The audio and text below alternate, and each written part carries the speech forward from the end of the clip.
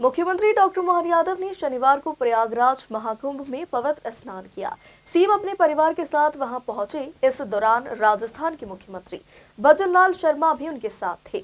Doctor Mohan Yadav ने मध्य प्रदेश की जनता, खासकर युवाओं, बेरोजगारों और समाज के सभी वर्गों की भलाई के लिए प्रार्थना की। उन्होंने 2028 के उज्जैन कुंभ की तैयारियों का जायजा लेने और साधु संतों से मार्गदर्शन लेने के लिए प्रयागराज कुंभ का दौरा किया।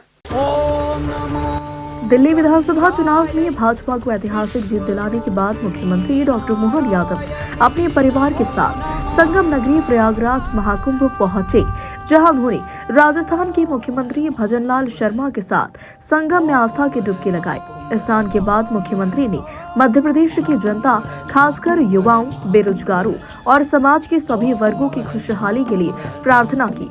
उन्होंने इस आयोजन को सनातन धर्म के लिए गौरवशाली क्षण बताया। देखिए, माँ गंगा, माँ यमुना की कृपा है। संगम का एक किनारा है। माँ तीर्थों में तीर्थ, प्रयागराज सब तीर्थों का राजा है। ऐसे में यहाँ कुंभ स्नान पे स्नान का जो आनंद है, ये कई जन्मों के पुण्य के बाद रहता है। तो मेरी अपनी ओर से मध्य प्रदेश वासियों को उनके सबकी बेहतरी के कल्याण के लिए, खास करके युवा मित्रों के लिए, बेरोजगारों के लिए रोजगार उपलब्ध हो, जीवन खुशहाल हो, सभी प्रकार की श्रेणियों के लोगों के लिए जीवन में मंगल ही मंगल हो, यही भावना से। मुख्यमंत्री डॉक्टर मोहन यादव ने आज प्रयागराज महाकुंभ के सांस्कृतिक मंच पर विक्रमादित्य नाट्य का मंचन देखा एवं भगवान की आरती कर जगत की मंगल व कल्याण की कामना की। मुख्यमंत्री ने अद्भुत प्रस्तुति के लिए कलाकारों सहित पूरी टीम को बधाई व शुभकामनाएं भी दी।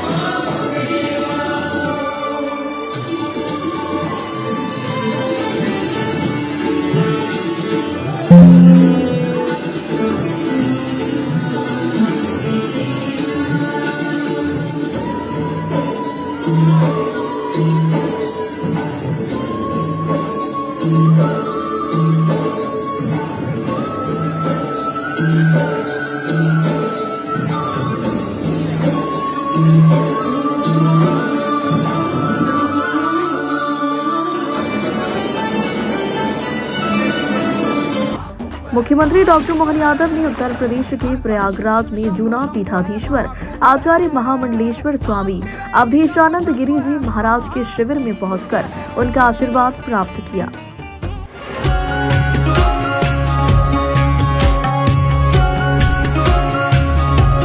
मेलों से सनातन संस्कृति पुष्पित पल्लवित होती है। सदियों से संत वृंद सबका आशीर्वाद करते हैं। हमने देवता नहीं देखे, लेकिन जीते जी देवता देखने का आनंद यहाँ स्वर्ग समान बरसता है। ये कृपा बरसती में अपनी ओर से हमारे सभी संत वृंद का, परम पूज्य रविंद्र गिरी जी महाराज साहब, परम पूज्य हरिगिरी जी महाराज साहब, सभी संतों के साथ में मैं सबको प्रणाम कर रहा हूँ। और हमने निमंत्रण दिया, आइए। अब यहाँ के बाद उज्जैन बुला रहा है। आगामी 2028 में उज्जैन में सिंहस्थ का आयोजन है। इस अवसर पर हमने पर्याप्त तैयारियां करा दी। मुख्यमंत्री डॉक्टर मोहन यादव ने आचार्य शंकर के योगदान और अद्वैत वेदांत पर आधारित प्रदर्शनी का अवलोकन किया।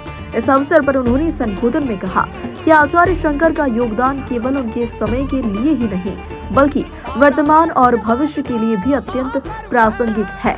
सनातन धर्म के संबंध में आज उनकी शिक्षाओं और सिद्धांतों की उपयोगिता जितनी स्पष्ट है, उस काल में इसकी कल्पना भी कठिन रही होगी। उनके कार्य अद्भुत और अद्वितीय है। हमारी लौकिक दुनिया में गणतंत्र के अंदर कई जगह इसके अपने आनंद भी है और कई जगह हमारी बेड़ियां भी बन जाती है।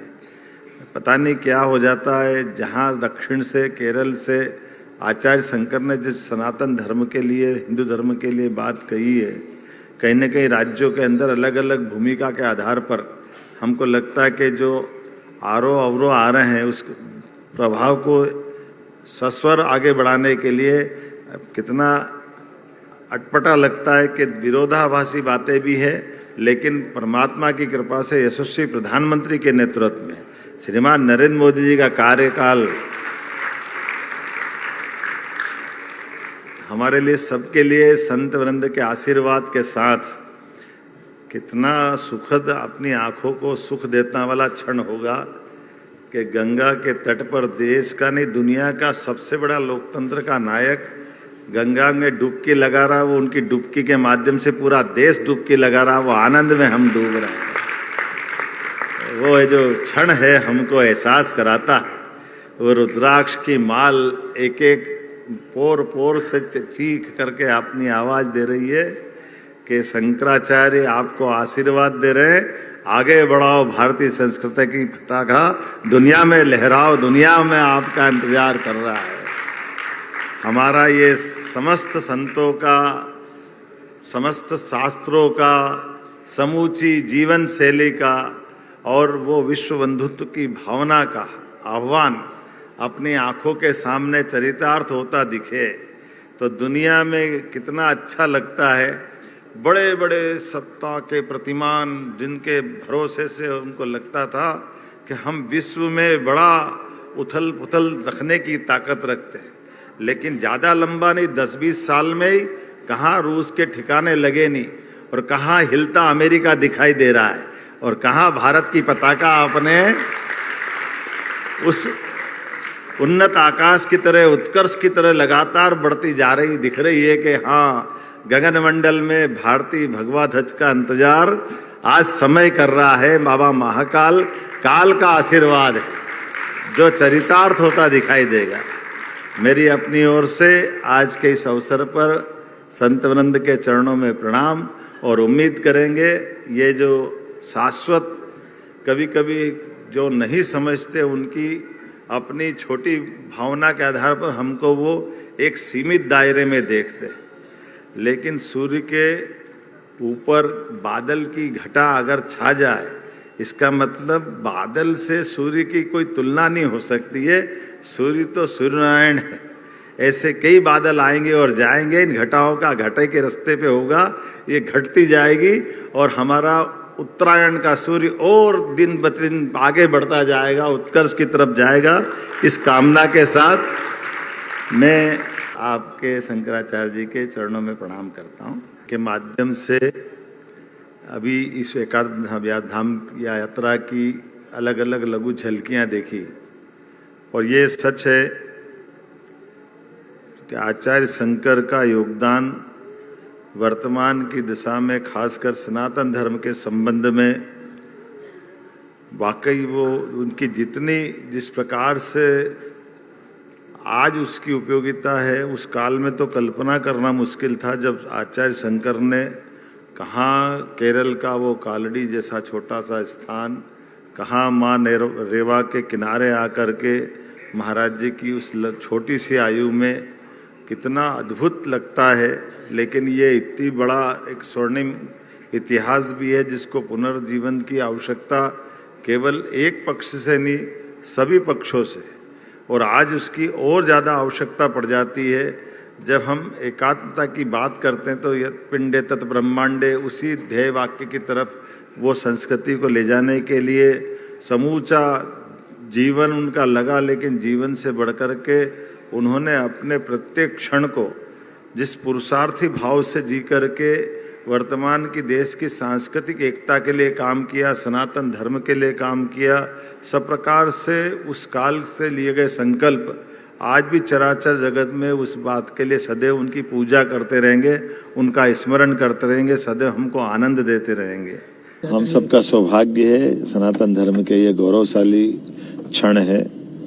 हमारे यहाँ सनातन संस्कृति में प्रत्येक 12 वर्ष में 4 नगरियों में अलग अलग स्थान पे कुंभ और सिंहस्थ ये नक्षत्रों की एक विशेष ग्रहों की दशाओं के आधार पर कुंभ मेले का स्नान होता है, जो प्रयाग में होता है। उज्जैन में सिंहस्थ होता है जब बृहस्पति सिंह में राशि में प्रवेश करते हैं। ये प्रत्येक 12 वर्ष में होने वाली अलौकिक घटना है जिसको समुद्र मंथन की कथा से भी जोड़ते हैं। और हमारे लिए सौभाग्य है कि ऋषि मुनि तपस्वी साधु सन्यासी आमजन नगरवासी ग्रामवासी सभी आकर के अपने आस्था के इस पर्व में शामिल होते हैं, श्रद्धा से स्नान करते हैं और आगामी सनातन धर्म की दृष्टि से उस विश्वास को दृढ़ करते हैं जिसके कारण से हजारों वर्ष से हमारे इस संस्कृति पे सबको गर्व होता है।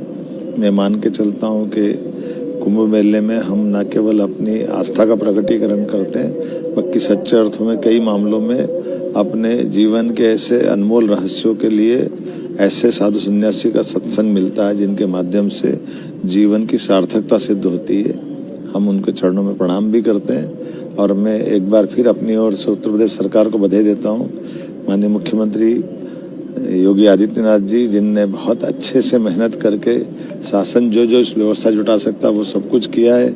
यशस्वी प्रधानमंत्री का आशीर्वाद हमको मिला है और प्रधानमंत्री जी स्वयं ये आशीर्वाद के बाद हमारे यहाँ स्नान भी करके गए प्रयाग की धरती पर और माननीय गृह मंत्री जी भी स्नान करके गए। हम सब मुख्यमंत्री भी अलग अलग तरह से अपनी सुविधा अनुसार आ रहे हैं। हमारा यहाँ पंडाल भी लगा, सांस्कृतिक अलग अलग आयोजन भी चल रहे हैं। सम्राट विक्रमादित्य के जीवन के विविध पक्षों को लेकर के, हमारे भगवान श्री कृष्ण के मध्य से जुड़े हुए रहस्यों पे, उनकी यात्रा से जुड़े वृत्तांतों पे एक नाटक बनाया है। ऐसे कई कारण से और आगामी समय में 2028 में जब कुंभ मेला सिंहस्थ के रूप में उज्जैन में लगेगा, उसकी तैयारी के लिए भी पहले हमने अधिकारियों के अलग अलग दल भेजे थे और आज मैं स्वयं प्रत्यक्ष यहाँ आया हूँ। साधु संतों से मार्गदर्शन भी लेंगे, आशीर्वाद भी लेंगे और परमात्मा की दया से जो मौका मिला है ये जीवन का अप्रतिम मौका है।